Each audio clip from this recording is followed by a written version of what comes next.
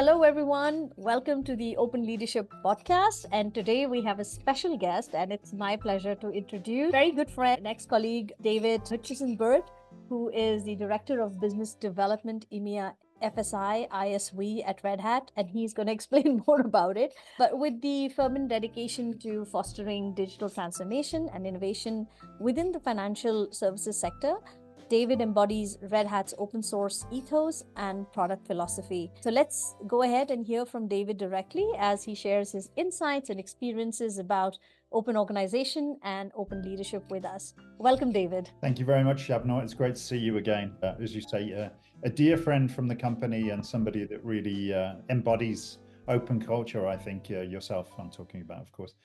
I just noticed, by the way, that when you were introducing me that my job title is far too long for a business card, so maybe I need to work on that. Yeah, so maybe you could explain a little bit to us what it exactly means. What do you do at Red Hat? And just let our audience get to know you better. Yeah. So I've been at Red Hat for some time, a lifer. Some people might say I've been here for about 17 years. So really seen the company from where it was very small and really just a one product company with something called Red Hat Enterprise Linux, growing up to the company it is today, where we're part of IBM and 20,000 people. So when I started, I think we had something like 1,500 people. So I come from the UK, as people can probably tell from my accent, but I live in Munich in Germany. And the background for that is I used to work for Siemens, or Siemens Nixdorf rather.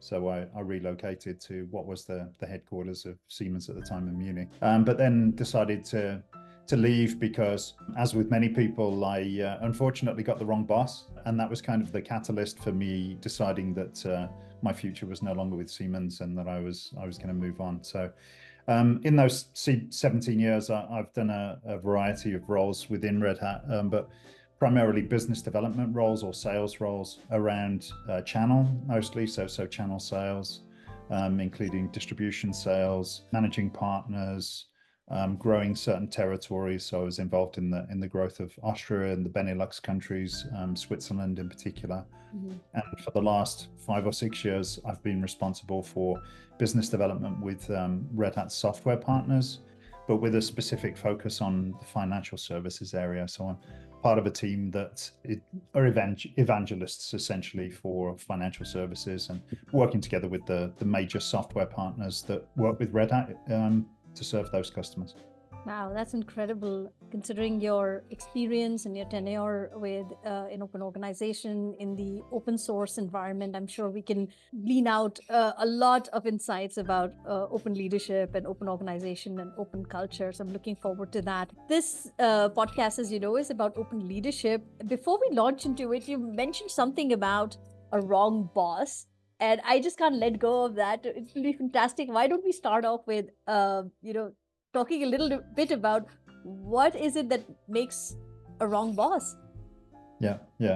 So I won't be too indiscreet because, I don't want to assassinate anybody. But for me, this particular person was kind of the antithesis of what I believe my fundamental values are. So untrustworthy, somebody that kind of worked very, very politically. It was primarily politically in the way that this person was motivated within the organization, and just untruthful.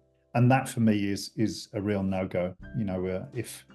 If I've got to work together with somebody like that or know somebody like that, then for me the alarm bells are going off. And I was kind of the right-hand man of this particular person. So it was kind of doomed to failure pretty much as soon as we started. I was very, very optimistic and enthusiastic about the new role. I'd moved out of a role where I was kind of the hatchet man when Siemens was going through a period of some redundancies, and I was going to have to let some of my team go. So it was nice to move into a role where I thought I can now develop some business and look forward. And then suddenly to fall into the hands of this bad boss, from my point of view, was the end of my career with Siemens, really, which was a shame.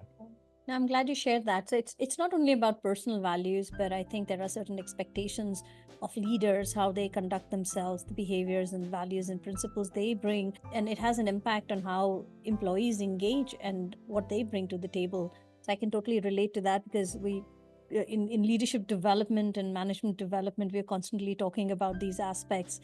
So thank you for sharing that. So I just couldn't help let go of that thing because we hear so much about, not so good bosses or bad bosses. And there's a saying that, people don't leave organizations, they leave managers, right? And mostly bad managers. I absolutely believe that's true. Yeah. Okay, so for the benefit of our audience, I just want to give a little bit about the context, explain what open organization really is.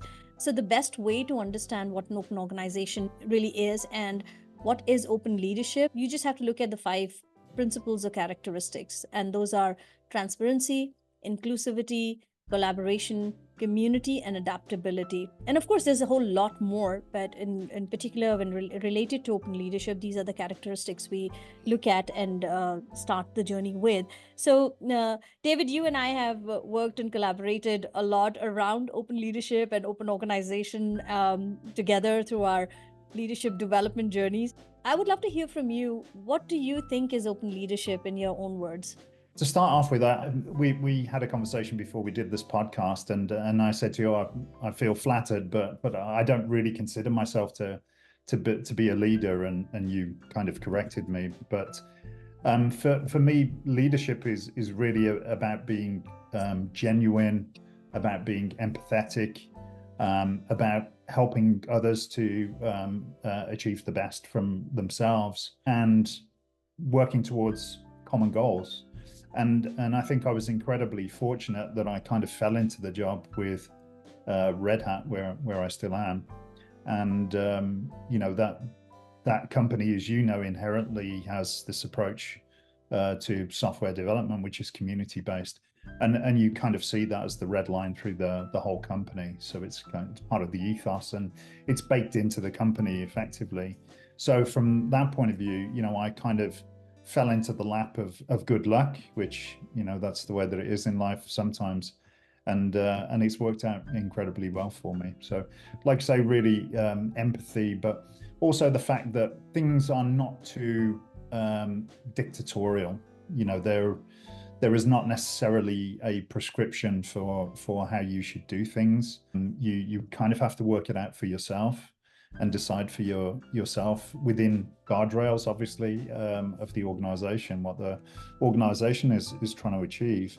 I think empathy is kind of a key word for me. Yeah. So, first of all, I do think you're a brilliant leader and a manager with my interactions. The way I've observed you in action, I think leadership is not about just being, loud and present. I think it's also how you conduct yourself. How do you manage stress and conflict? How do you manage pressure? How do you influence within the organization? And I think seen you in action, you have very clear thoughts about your objectives and how you engage and interact with people has been the most fascinating for me. I've learned a lot from you during our time together at Red Hat. And I think empathy definitely stands out, right? Not only during the time when we were working together, but even after that, you've been such a fantastic support. I think you do understand the nuances of what it is like working with people. I don't know if it's a skill or if it's an inborn trait that people have, but the element of empathy allows for a connection. It's human to human.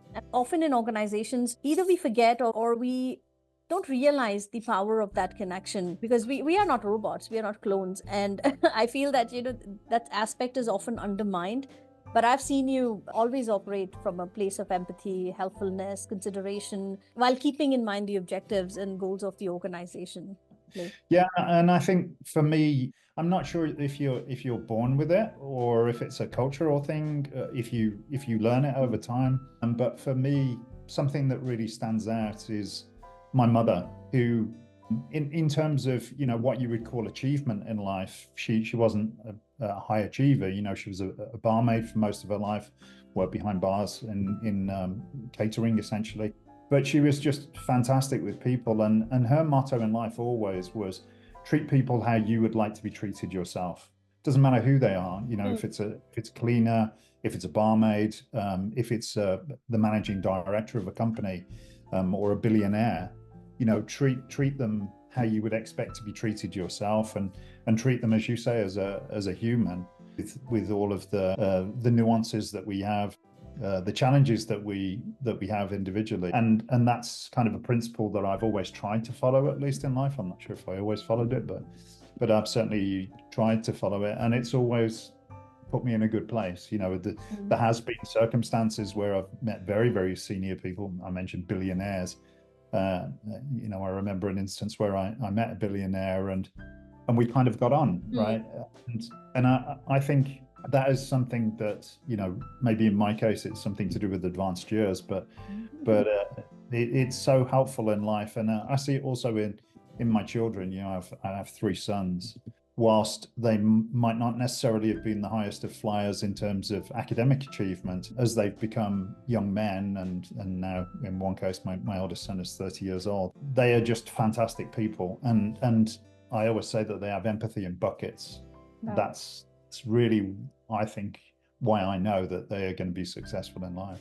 That's incredible. Yeah, no. So I think there's another point that you highlighted, that, you don't have to necessarily be an academic high achiever to be successful. Also hearing is this element of respect, right? Respecting people for who they are, right? It's a way of honoring their humanity. And I think that resonates very strongly with people, individuals, and teams, that even if whether somebody's a high flyer or not, whether they are exceptional performers or not, but the moment you as a leader sort of recognize the humanity in them and offer them that respect, like by default, I think it just changes everything. And coming from a place of empathy elevates that relationship, but it also motivates, I think, has a direct connection, because what you're saying is, I see you and I value you for who you are.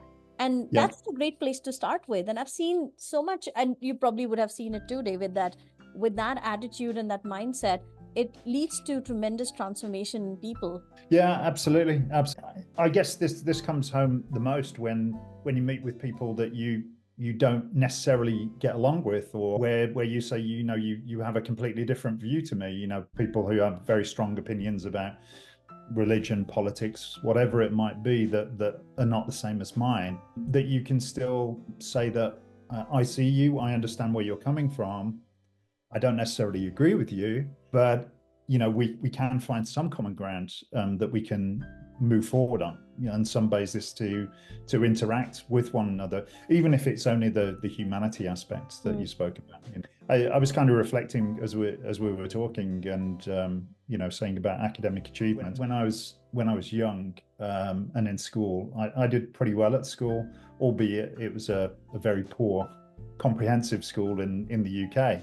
So as one of the top performers in the school, you were, as I found out when I became an apprentice, I was at the bottom of the pile in terms of all of the apprentices. But I left school at 16 with just my O-levels, and didn't actually go to university. And in later life, I guess primarily when I was in my mid-20s, there's definitely been circumstances where I felt overwhelmed by the company that I kept. People that were talking about their studies and when they went to university, and talking about books that they had read or experiences that they had had, where I felt that I was completely out of my league and couldn't keep up.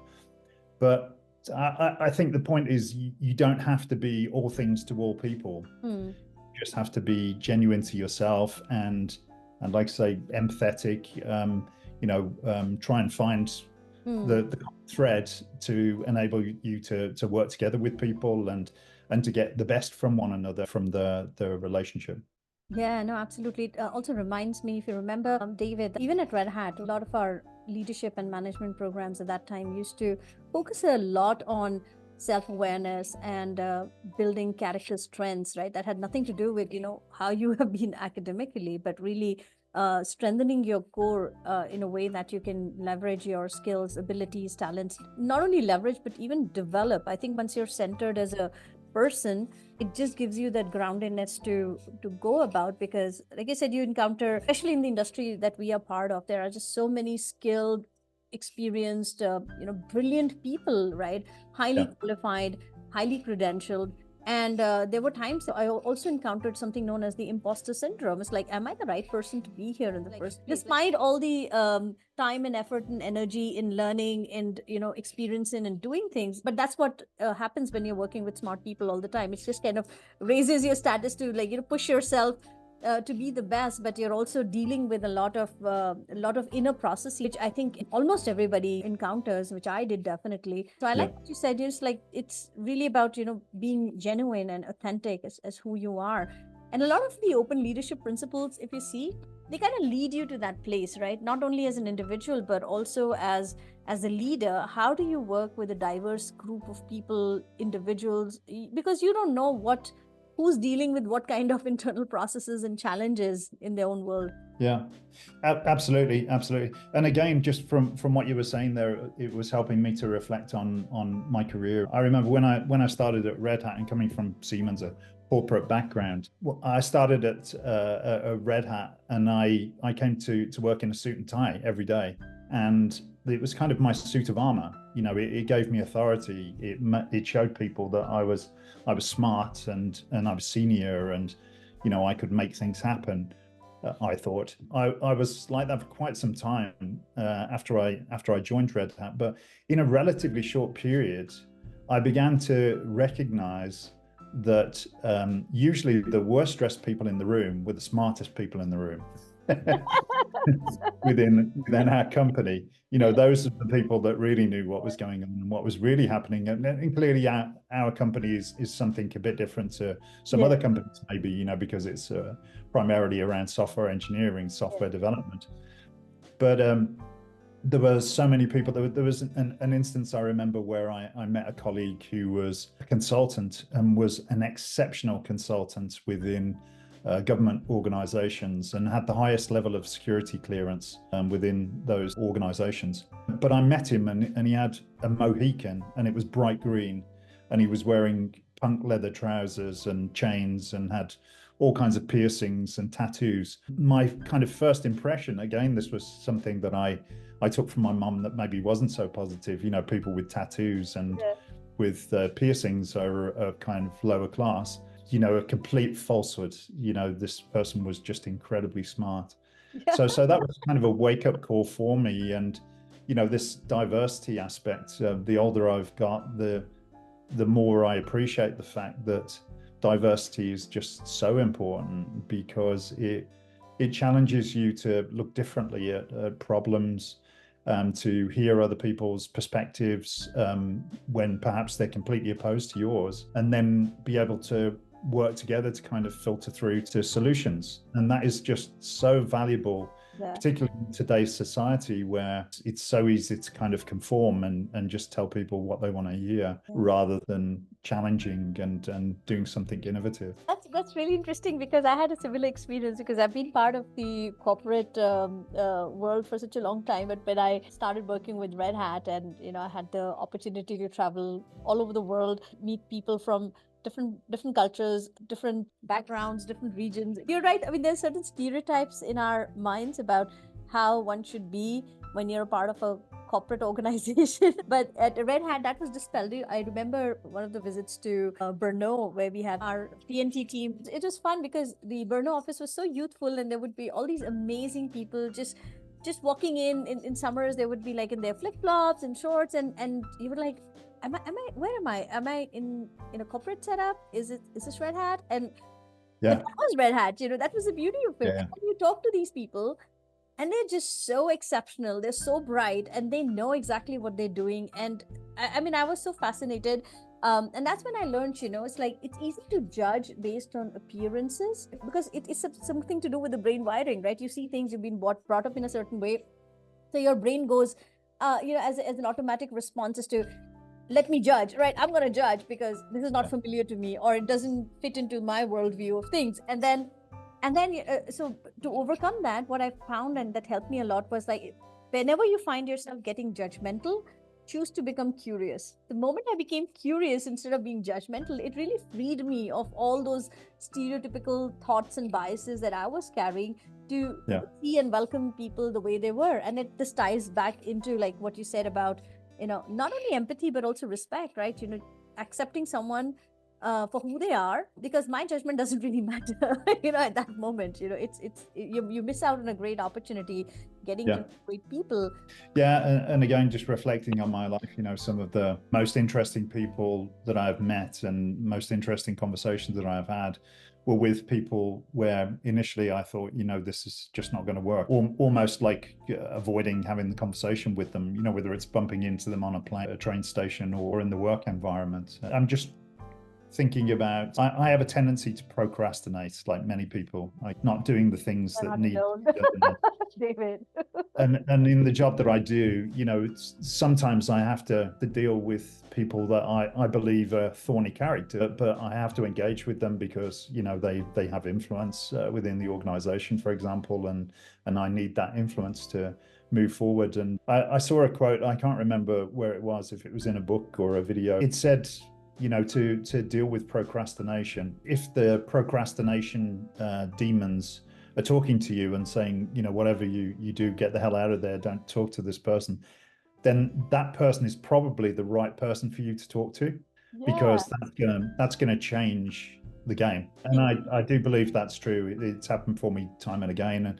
And also in circumstances, I've always kind of been in the service business. The best opportunities that you have, in my experience, are where something goes wrong. Because when something goes wrong and the chips are down, the situation escalates, then you have the opportunity to really pull out the stops, perform, really over-impress the client. And if you can achieve that, and I admit that sometimes it might not work out, you might destroy the relationship, but generally speaking, if you can fix that problem, then you'll have a customer for life or a friend for life.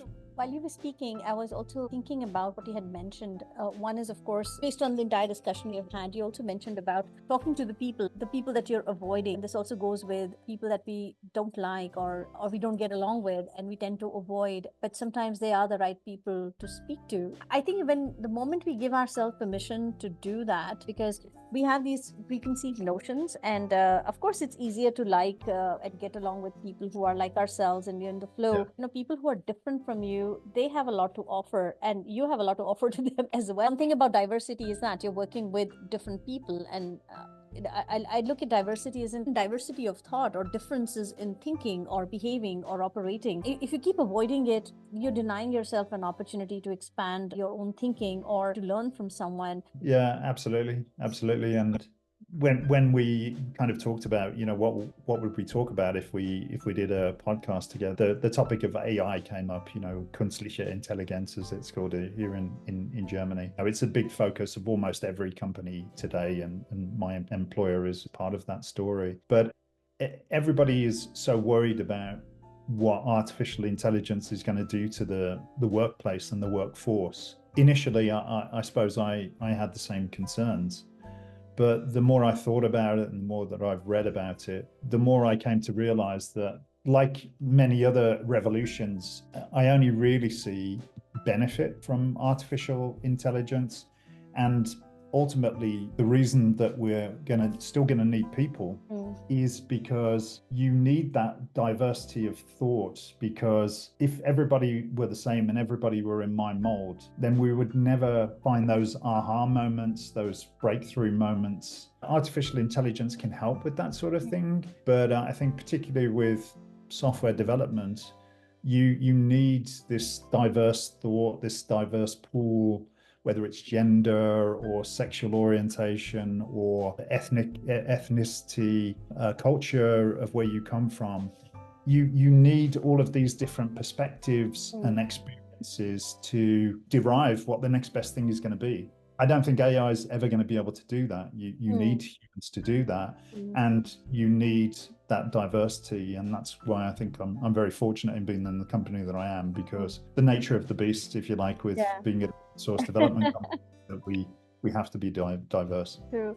Now, I was for a long time on the fence about AI because, first of all, when you don't have enough knowledge, you become fearful. It's natural, right? What you don't understand scares you. So in the last couple of months, I've had the opportunity to look at AI through a different lens. I still believe that the potential with AI and where it can go is humongous. It's large. It's also scary with considering, especially when it comes to the wars taking place in the world and how technology is being used. In that case, that does scare me.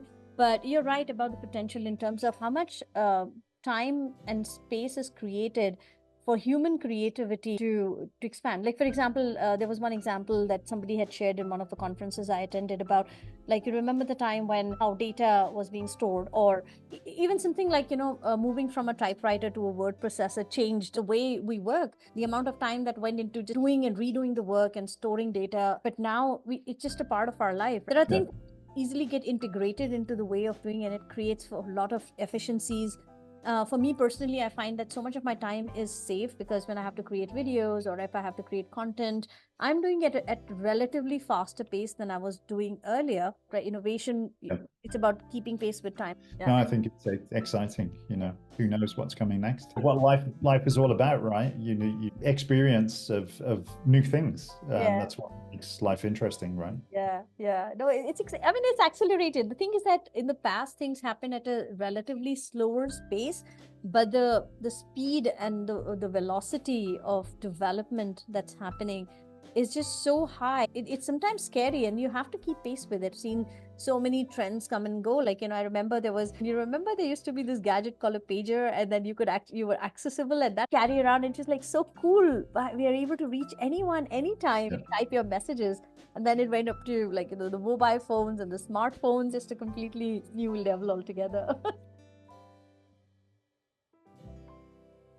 David, you are from the sales background. I work with a lot of teams and leaders from the sales organizations of, until recently with Red Hat, but also now with a lot of people who are in the sales arena. Sales always has this pressure of, meeting their numbers, the targets, right, to keep the momentum going, right? There's a lot of curiosity about how open leadership and open organization fits into a sales dynamic, right? So could you, based on your experience, share some insights and some wisdom around how leaders in sales organizations can apply principles of open leadership and open organization to create a culture of productivity, a positive culture of engagement, how leaders can navigate through the challenge?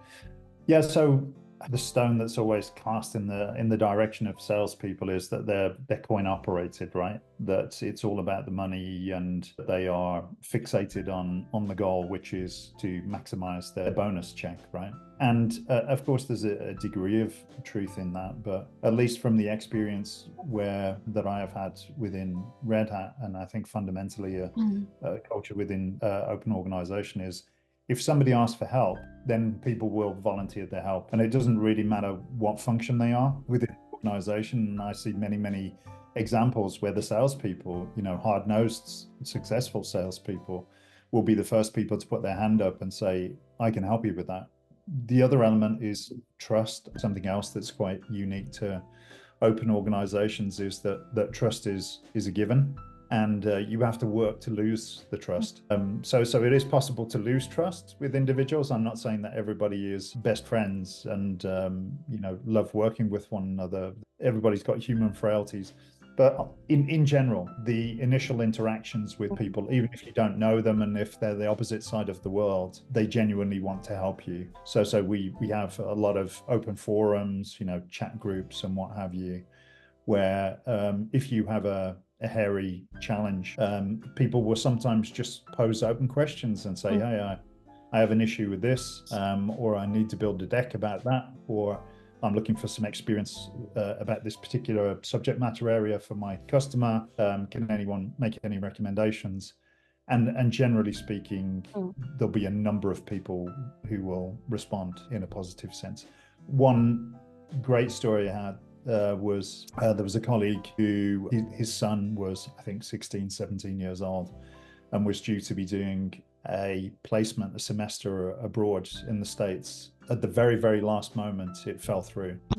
I think it was something like a week in advance of his son due to be going to the States. Suddenly the plans got completely smashed, and he didn't know what to do, and he literally typed into one of the Red Hat chat groups, hey, my son's 16, he's looking for work experience about this, that, and the other, and wants to come over, explain the story.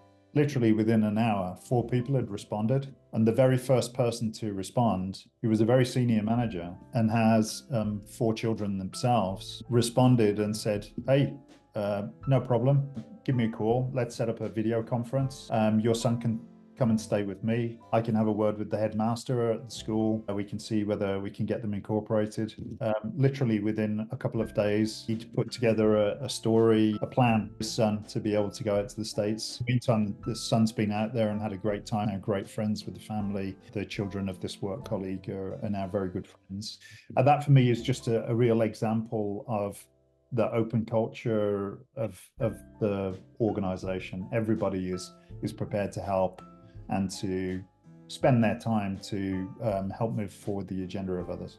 Yeah, and one of the principles of open is community, right? So this sounds a lot like the whole community mindset, where you're coming together, helping each other, but not only in terms of just work related, but you really do create this wholesome community that goes beyond work, if you like to. I also like what you mentioned about the open interaction, right? Like because there is trust and there is, in my mind, it also reads like psychological safety, that people take risks to ask questions, and leaders and teams allow for that open interaction to take place, because that is precious. Because if the exchange is not happening and information is not being shared, I think it closes down all possibility for exploration. Not only that, you're not also getting connected with the field. Is that because if you don't know what's happening and the questions are not being posed or answered, you're blocking yourself from learning more about what's happening out there, what's happening with your customers, partners, clients, with your people. There's always the risk of being in that bubble, which is, I think, dangerous. Staying in a bubble is the most dangerous thing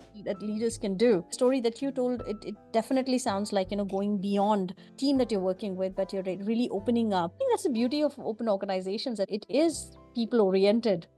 Well, and it allows you to be vulnerable, right? That you can actually tell people, I have a problem with this. I don't know how to do that. This has happened to me, and I don't know where to go, who to talk to. In many cases, non-work situations, the example that I just gave is one of those, but people will still help, and there's no criticism that's attached. I suppose that goes back to the trust element that I mentioned. Generally speaking, you can count on the fact that trust is a given. Is a given, yeah. That just takes a lot of pressure off for either people in the team trying too hard to win your trust, and the leaders having to exert or continuously seek out the trust, because as a part of the social contract, if you know that trust is given and that's the baseline, then you can just focus on so many other things that are more important, things that I want to create, serve my customers, work with my partners, and do the best work that I possibly can. So there are 5 characteristics of open: transparency, inclusivity, community, collaboration, and adaptability. Do you have a personal favorite? I think it's probably collaboration, just because I think about the personality profiling exercises that you and I have actually done together. And I'm a connections person. So for me, it's about making the connections between people and challenges within the organization to get problems solved. That's where I get the bulk of my mojo from, and my satisfaction from, I think, is when I'm able to help other people to actually collaborate with one another or with me to solve problems. So the personality profile that you're talking about is the TILT assessment that we used a lot at Red Hat. It's one of my personal favorite as well. And it really helps with this deep self-discovery. It makes a lot of sense that you're people oriented and you like the collaboration dynamic of working with people and helping them and learning alongside. Yeah.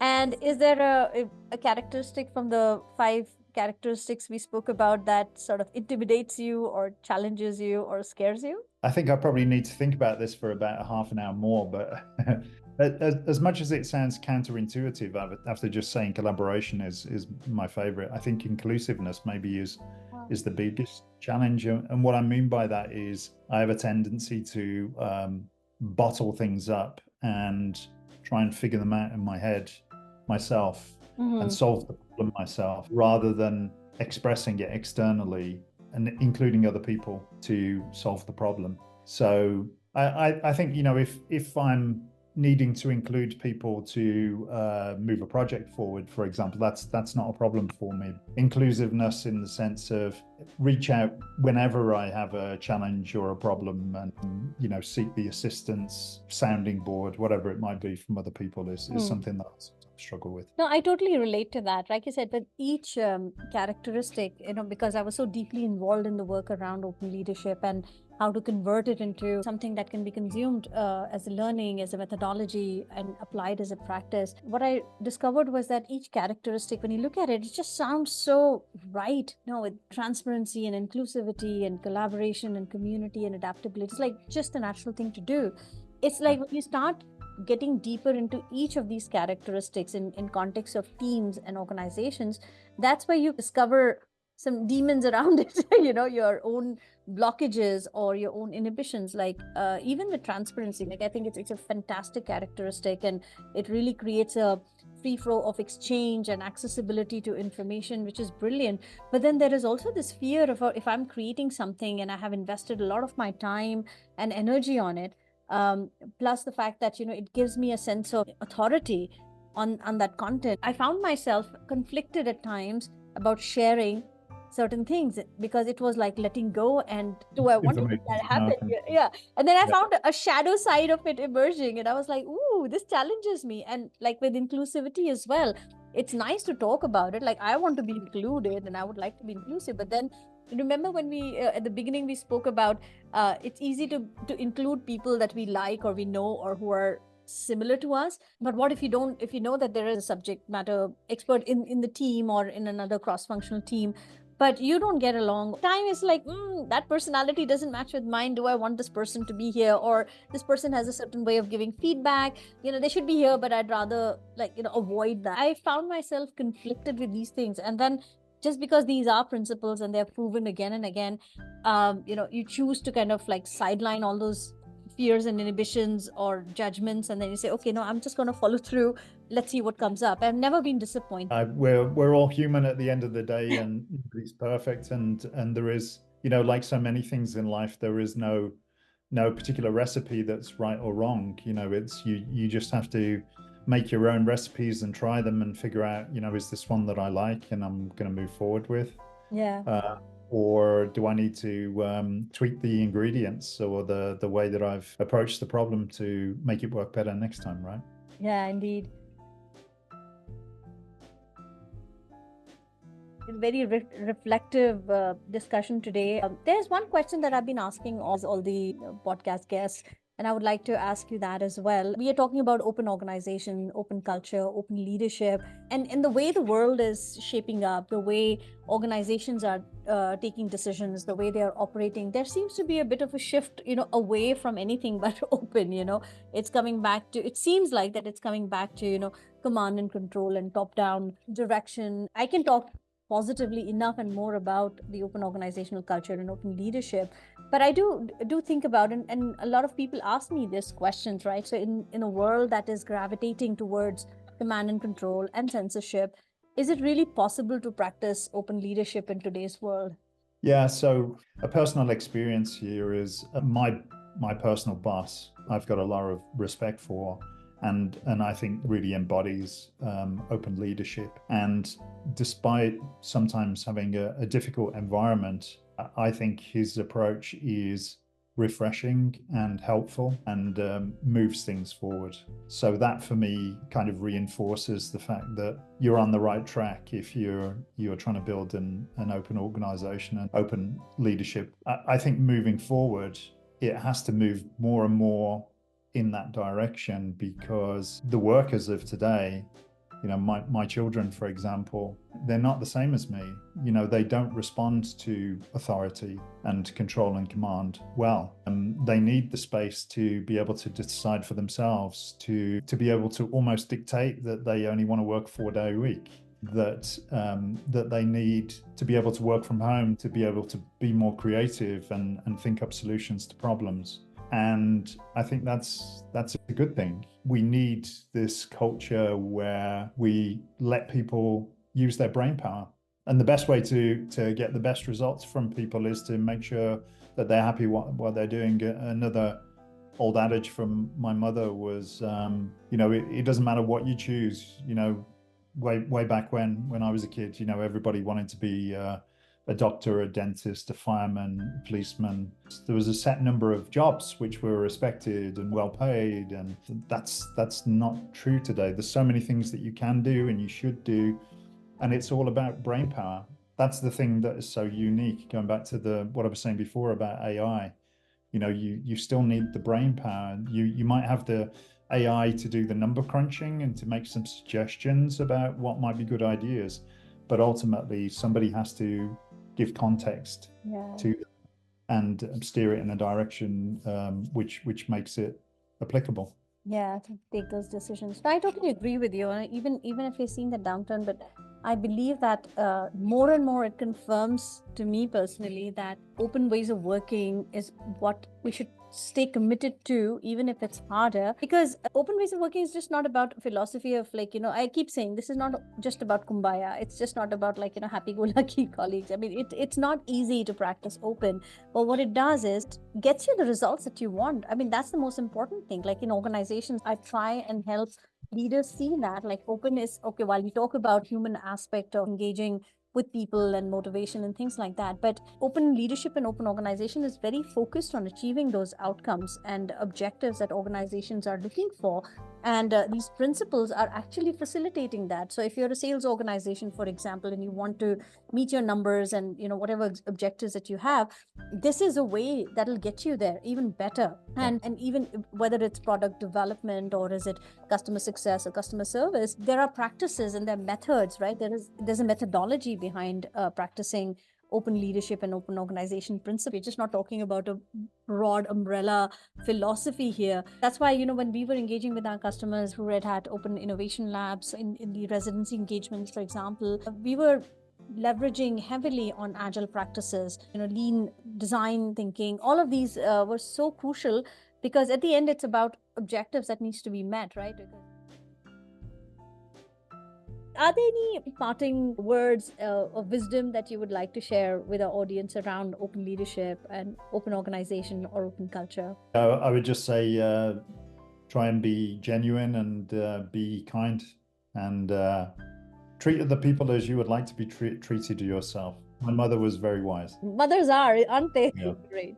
Thank you very much for being here today, David. How can people connect with you? Is it okay for people to reach out to you via LinkedIn? Sure. Fantastic. Yeah. So I'll share the link in the podcast where people, if they are interested in engaging more with you, they can do that.